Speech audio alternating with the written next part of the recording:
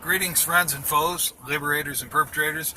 This is Chris, Eckstein, targeted individual, with kind of a follow-up video to my last video. After I released that last video, some strange things happened. Somebody tried to run me off the road, tried to bait me out of my car. I don't know for what reason he wanted to bait me out of my car. I hope it wasn't to shoot me or something. Anyway, strange thing happened that night and the following night. For the next 2 nights after I released that video, talking about the high number of suicides amongst service members, would you believe that I was V2K'd with battlefield noises, automatic machine gun fire, full automatic machine gun fire, I mean battlefield, explosions, screaming. That's what I was V2K'd with 2 nights in a row after I released my last video. To give you an idea of the mental mindset of these perpetrators. Can you believe they're boasting to me now that they are responsible? It's almost like they're boasting that, yeah, this is what we're doing to your service members when they come back. We're getting them on psychotropic drugs and then we're bombarding them with this V2K of Battlefield to really freak them out. I can't believe it. I mean, that is so bizarre that they would V2K me with battlefield noises for 2 nights after I released my last video talking about this issue. And I'm going to talk about this issue right now. I need to revisit my letter to Senator Rubio real fast. First of all, I said last time I posted, I think it was last month, I said that he had written me on September 8th. That's because I didn't have my glasses on and FEB looked like SEP to me. So it was actually February 8th, 2020, because September 8th hasn't even come yet. Yeah, it was February 8th, 2020 that he sent me this letter via email that seemed to be in a response to a post that I had put up the day before telling a fellow target that this thing would probably be defunded. And I'm sure it wasn't Senator Rubio. It was probably somebody on his staff. I'm sure he's got much bigger things going on in his life than targeting innocent citizens. But I want him to know about it so he can help us get it stopped, because I think in his heart that's what he'd want to do. Okay, so they V2K the battlefield noises to me to let me know that, ha, ha, ha, we're doing it. What are you going to do about it? That's how they act, like spoiled little kids. Okay, I had to revisit the second paragraph in here. An increase of mental health conditions is dramatically impacting our communities, with concerning rise of mental health conditions amongst children and veterans. In other words, amongst the most vulnerable in our society, children and veterans. They're the targets of this program. They're the major targets. Of course, they're going after anti-human traffickers. Of course they are. But children and veterans make nice targets to make sure the next generation that we incrementally create a society of Luciferian pedophiles. And I'll touch a little deeper on this.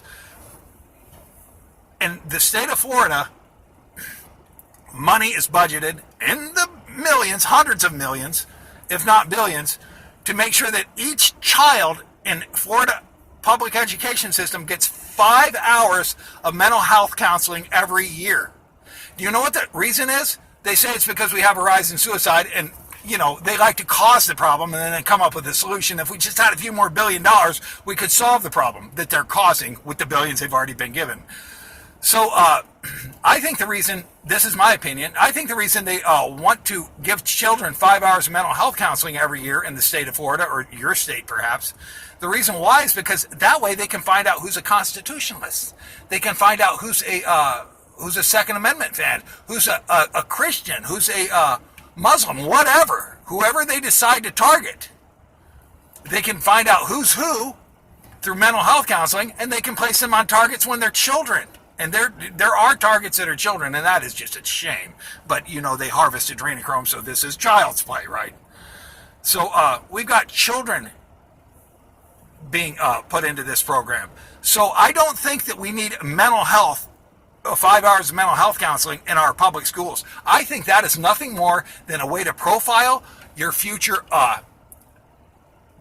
anti-PEDO, anti-one world order, constitutionalist, Christian. I think that's the way to profile them and get them on a list. Somebody who's pro-Second Amendment, yeah, he needs to be on the list. He needs to be flagged to be harassed for the rest of his life. His or her short life, because it sadly would probably be shorter if they're put into this program.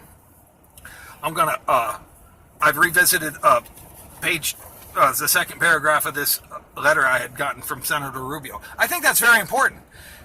It is obvious from this letter that veterans and children are the ones that they are concerned about.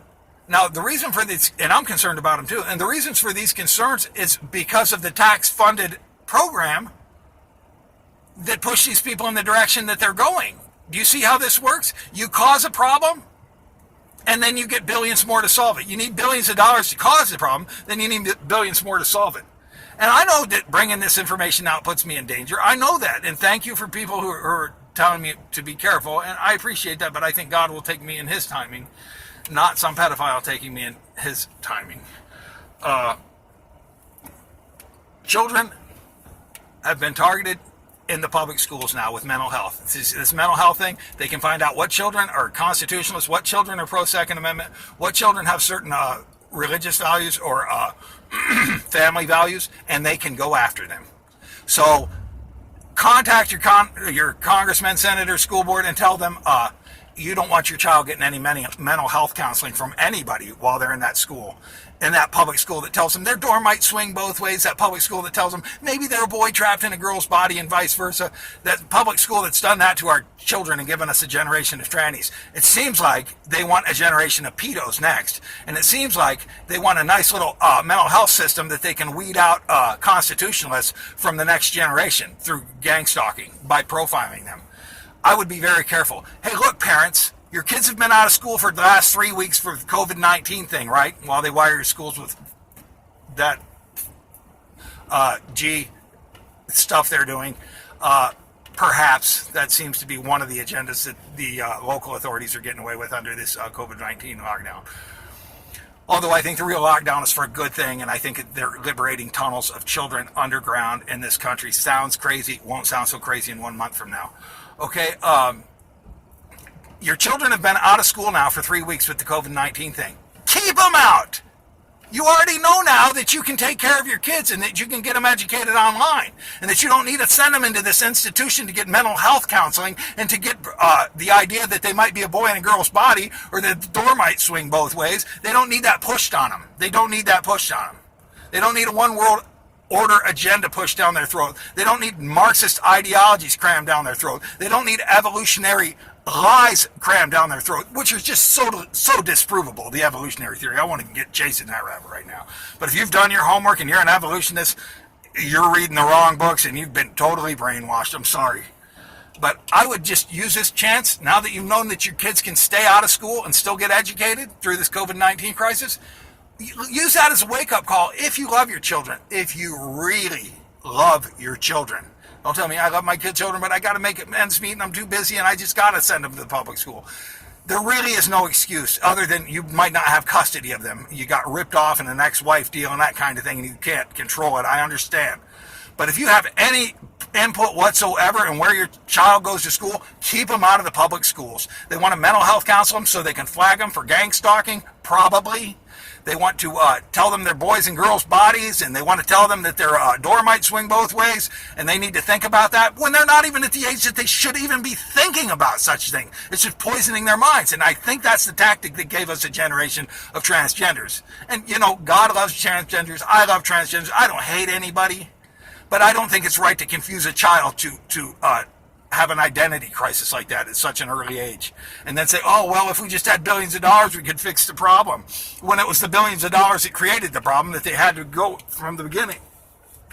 I've done the math, and since 9/11, since the Patriot Act passed, since they started using psychotronic weapons on the public legally, I'm not saying it wasn't going on before 9/11 because it was, but since 9/11, there has been roughly 250,000 more suicides than before 9/11.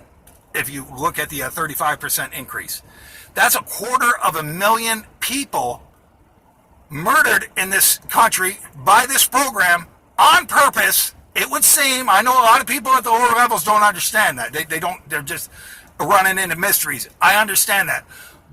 But I'm here to decipher it for you. I'm here to connect the dots for you.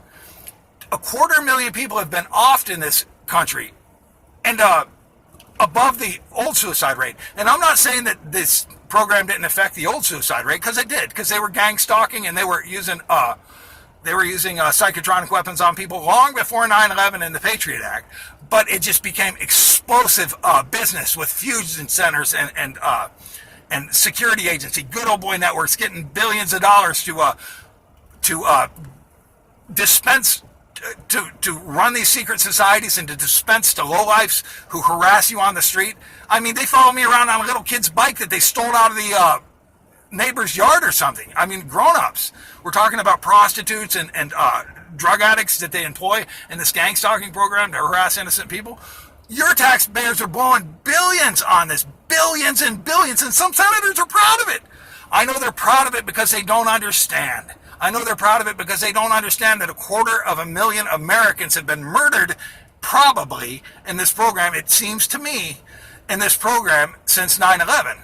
And I'm not saying that the numbers before 9/11 didn't have any gang stalking related deaths in them, because they certainly did. The psychotronic weapons and the gang stalking and the threat assessment, the covert operations, the slander, the harassment, the vandalism, all that stuff, it was going on long before 9/11. But it was a lot more covert. They just blew it out. They just became very bold and brazen with it and just multiplied it exponentially after 9/11 and all this budgeting in these fusion centers and these security agencies. Under the guise of threat assessment and mental health, they've murdered 250,000 American citizens, most good people, or all good people. Nobody deserved that to be gang stalked. That's why we have should have a judicial system that tries people in a court of law. But that's not how this works. They're punishing someone and sentencing them to death because they got put on a list by probably somebody. In many cases, somebody was jaded. And many of these cases are just women who snubbed the wrong guy, because 75-80% of these are women. And they feed on fear, too. They feed on fear. They love fear. And it's easier for a guy to intimidate a woman, some guy who's got lots of tats, who looks like he spent 20 years in the pen, who intimidates a woman on the street. You gang stalking victims know what I'm talking about. You people who have been gang stalked, you probably don't know what I'm talking about. And they don't intimidate me, and they never have, and they never will. But if I was a 90-pound lady, that would really disturb me if that guy's following me around. It would really disturb me, and I would really want my Second Amendment at that point. And I really would want any woman to have her Second Amendment right. The Second Amendment has done more to equal men and women than any feminist movement. You know what I'm saying? 250 increased suicides. That equates to a Holocaust here. A tax-funded Holocaust. That's what it equates to. Billions to drive the problem that they're supposed to be solving. See, they caused the problem. Now they just need billions more to solve it. If we just had billions more, and I'm sure that our elected officials are very concerned about children and veterans. I'm sure it's not the $40 billion that excites them. I'm sure it's their love and their compassion for the children and the veterans that's driving them. It's not the $40 billion. You know, I'm not accusing anyone of anything, but it's basic human nature. Everybody seems to want fame and lots of money, and that's lots of money, $40 billion, especially when you're in a network where you can have it funneled to the right people in the right places, and you can have security agencies that are receiving this, infusion centers that are receiving this. Then you dispense it out at the low. There's no accountability. It really lacks accountability. Billions go missing, and the other billions get dispersed to lowlifes to harass other citizens, or to John Wayne wannabes who get off on using electronic weapons on innocent people.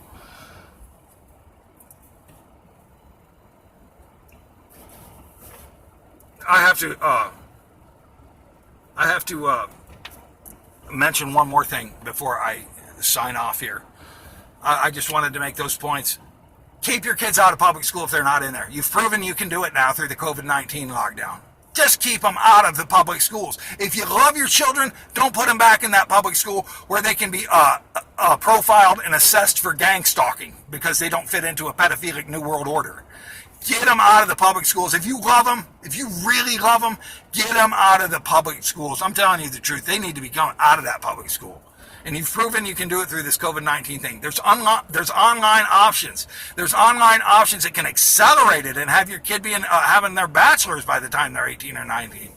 I mean, you need to get your kids out of public schools if you care about them. You heard it from the senator's letter. They've got billions and billions budgeted to go after your children. He worded it differently, but I'm telling you the truth. Those billions are to go after your children and to profile constitutionalists and Second Amendment and family values folks. I'm telling you the truth.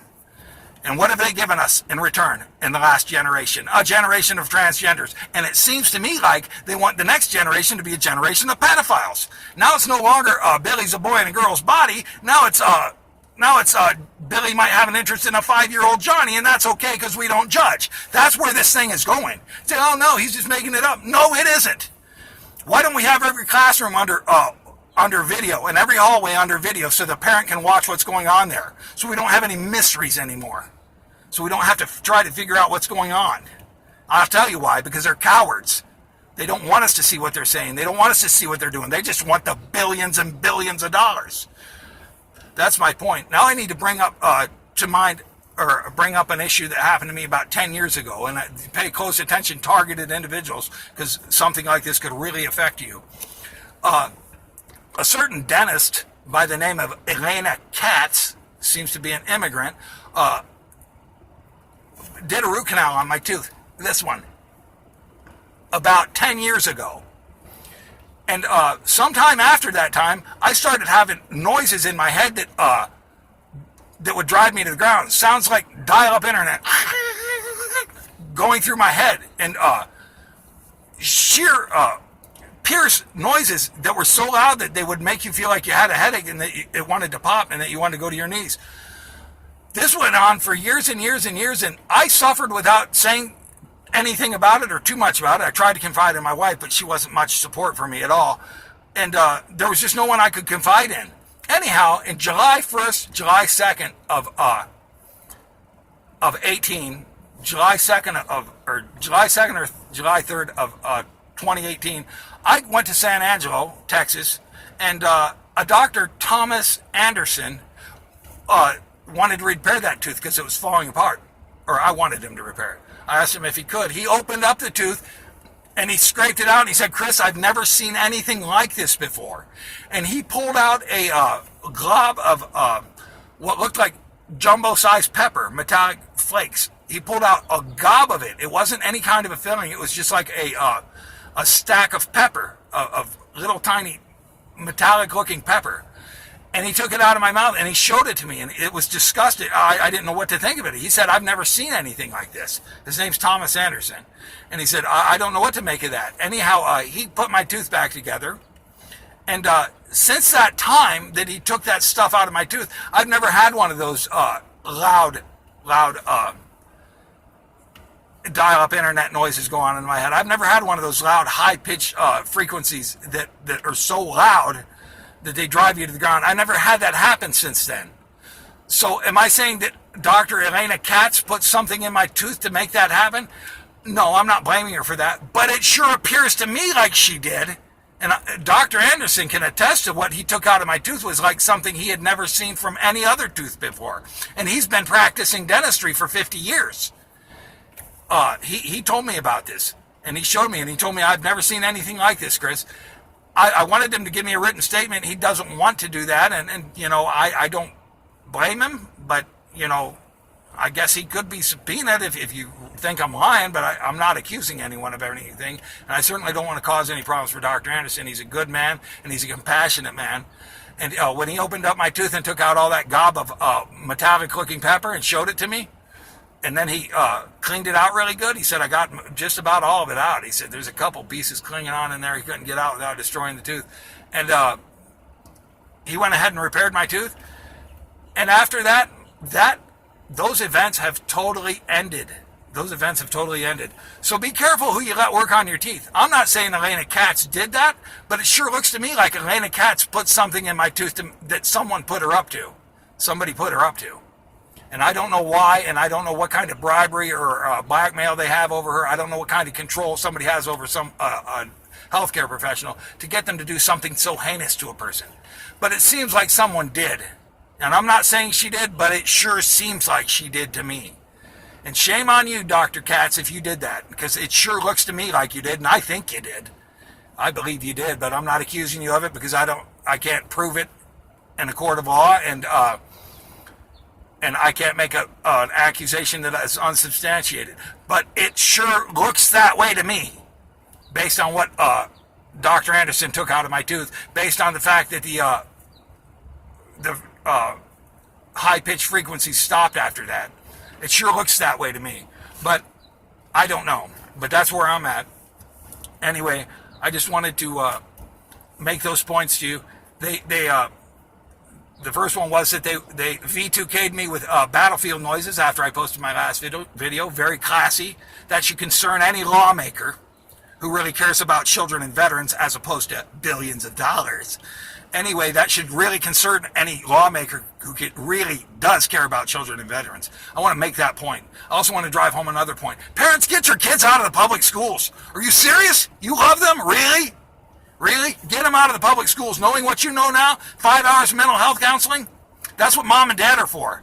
They don't need some mental health guru telling them you might be a boy in a girl's body or your door might swing both ways. They don't need that. They don't need some mental health guru putting a flag on them because they're a constitutionalist or they're pro-Second Amendment. They don't need that. That's another point I wanted to make. Another point I wanted to make was we've had a silent Holocaust in this country that's cost us at least 250,000 lives of innocent men and women since the Patriot Act was passed. Probably many more before that, but it's really become egregious and blatant since the Patriot Act was passed. And I think we need to do something about that. I think we need to defund this thing. And I think we need to start putting snakes back in the box and start putting snakes behind bars. And I'll just throw in it right now. I think there's a silent war going on in this country, an invisible enemy that lives underground, and I think there's underground bases and underground bunkers and underground birthing centers and cloning centers, and I think awful things are going on in regard to this adrenochrome harvesting thing going on. But the good news is I think it's being liberated right now. I think these children are being liberated right now. I think these perpetrators are being caught. And it's got to be a tedious operation because you know these perps will put children in between the liberators and the perpetrators. You know they will. They're cowards. They're cowards. And I think this whole Illuminati cabal is going to come crashing down real soon. And I hope it does. And I hope I'm alive to see it. I hope they don't rub me out. But, you know, it's kind of safe for me to talk in the political climate that we're in right now. The real heroes are Ted Gunderson. The real heroes are Liz Crokin. The real heroes are Fritz Springmeier. The people who were talking about this stuff when it was really dangerous to talk about. Well, I'm coming out and I'm talking about it now. And I need your help and I need your support. And I was wondering if you could friend me on Facebook. I would appreciate that. Next time I launch a video, I would like to be able to tell you about it. Anyway, I appreciate your time, and I appreciate you listening to me, and I hope you don't write me off as crazy. I think in the month of May, everything I'm saying about liberating these children is going to make a lot more sense, but we'll see what happens. I think this is what the lockdown's about, honestly, and I've got good sources on that, and I'll try to post them. I'm having a hard time figuring out how to get things loaded. My internet is my phone, and my YouTube camera is my phone. Anyway, be blessed, and God bless you, and be a liberator, don't be a perpetrator. Be a friend, don't be a foe. Peace out. God bless you.